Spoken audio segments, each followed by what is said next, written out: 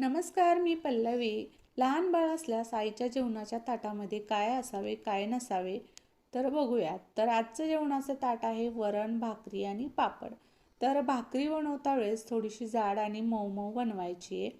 3 महिन्यापर्यंत मी ज्वारीचीच भाकरी खाल्ली. 3 महिने झाल्यानंतर बाजरीची भाकरी खायला चालू केली. काही बाळांना जमते, काही बाळांना जमत नाही. तुम्ही सुद्धा 1-2 दिवस खाऊन बघा.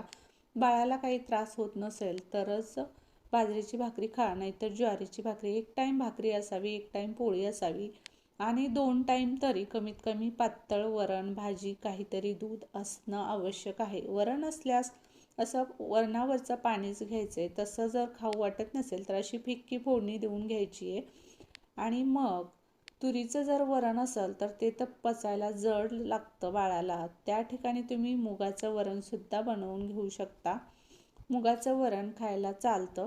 आणि 3 महिने होईपर्यंत थोडं थोडं तोंडी लावायपुरतंच तिखट घ्यायचं आहे. 3 महिने झाल्यानंतर थोडंसं वाढवायचं आणि मग थोडं जास्त तिखट खायला वापरायचं. पण पातळ खाणं आवश्यकच आहे बरं का. कुणी कुणी 6 महिने नियम पाळतं, कुणी कुणी 3 महिने पाळतं. बाळाला सहन होईल अशा पद्धतीने आपण हे जेवण करायचं असतं.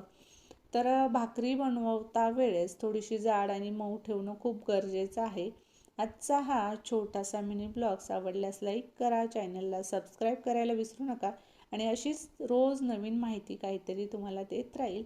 त्यामुळे चॅनलला पटकन सबस्क्राईब करा. Bye bye.